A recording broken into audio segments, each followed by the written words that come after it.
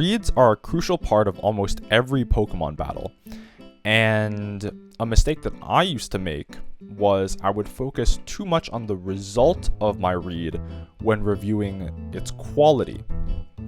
And ultimately that's not very helpful because you don't control what your opponent does. What you do control is when you choose to go for reads. Here are 3 tips to help you determine better timings for your reads. The first tip is to scan all your options, and if you identify a low-risk read, you should go for it, even if you don't think the play is that likely. In this replay, I'm playing against a Screen's offense team, and what you need to know is Zamazenta is fully healthy, Kingambit is fully healthy, and Gliscor is also fully healthy. It has not had its Toxic Orb procced. My Goldengo is a bold, physically defensive variant, and it is very healthy right now. My Rotom has Will-O-Wisp. In this situation, I choose to Will-O-Wisp the Kingambit slot, and it lands into Zama. Great. And at this moment in time, I'm thinking, I think that I have everything under control in this game, except for Gliscor.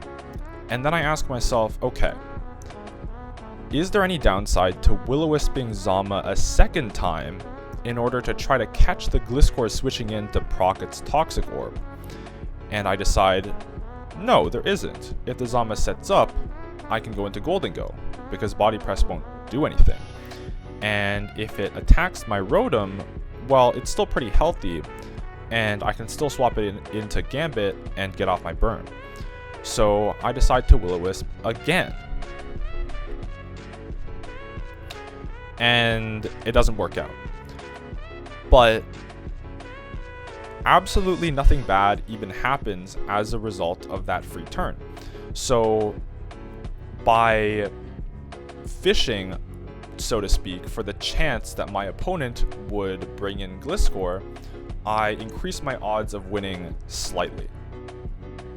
In fact, the same situation actually recurs later in the game. This Ninetales is locked into Aurora Veil because it has been tricked a Choice Scarf. I Will-O-Wisp into the slot, and I catch Kingambit. At this point, the only unaccounted for factor is Gliscor. Because I have a full HP Iron Valiant and a full HP Hydreigon in the back, I'm not particularly worried about what will happen if I give Kingambit a free turn. Therefore, I Will-O-Wisp again.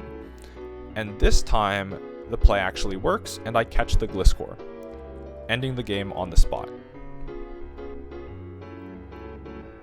My second tip is to look at the big picture, particularly at how your opponent might interpret the situation that you guys are in. My opponent here is playing Weavile Hazard Stack, and I am playing Heatran Stall. What you need to know is that my Heatran, Hydrapple, Blissey, and Alomomola are heavy-duty boots, and my Heatran is Flame Body.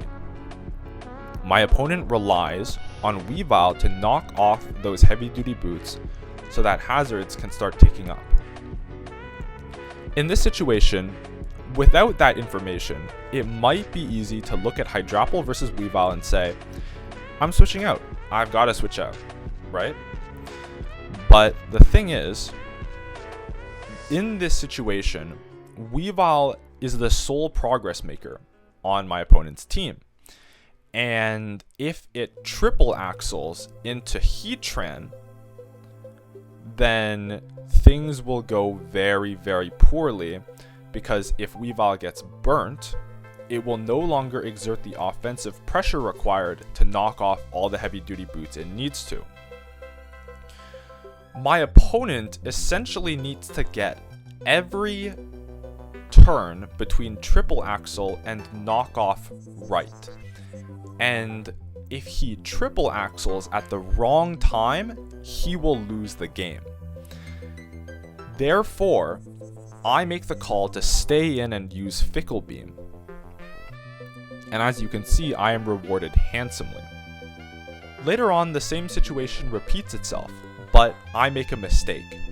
instead of looking at the situation objectively for what it is, I begin to start tunneling on the 50-50 choice between triple axel and knockoff. Nothing has changed. My opponent still needs to be very careful with triple axel, and knock is comparatively much freer. I should have simply fickle beamed again.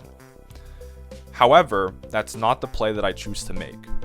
And I go into Heatran,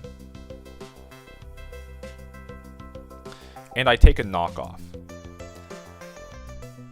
From this point forward, my opponent has become freed up to do whatever he likes with Weavile, because Heatran will die on the next entry of hazards.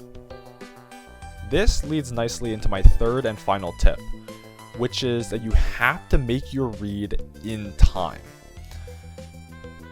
As you and your opponent play on, what will happen is both of you will lose resources, and sometimes this loss of resources can flip certain read mini games to favor the opposite person that it originally did.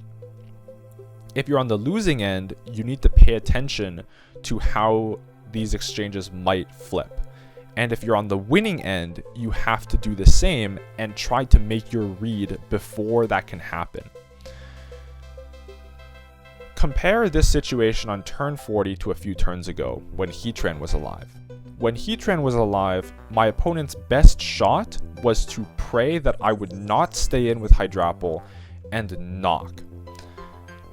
If he gets the triple axle turn wrong at any point, and as I go into Alomomola or Heatran, he will have made no progress and at worst will have his Weavile burnt. Compare that to the situation now, where I have no more means of punishing triple axle, and therefore my opponent can triple axle repeatedly, and once he's conditioned me, he can choose any turn to knock off, and it'll land into a Alomomola, and I will lose the game. Knowing that your opponent is free to click one move without a punish makes it dramatically harder to actually go for a read that predicts they will not do that. And in this situation, that's happening to me. I just think if this Weavile clicks triple axle now, nothing I can do can stop it or punish that. So there's no reason he couldn't do it right now. And so I don't have the confidence to make a read, and I swap to a Alomomola as I get knocked off.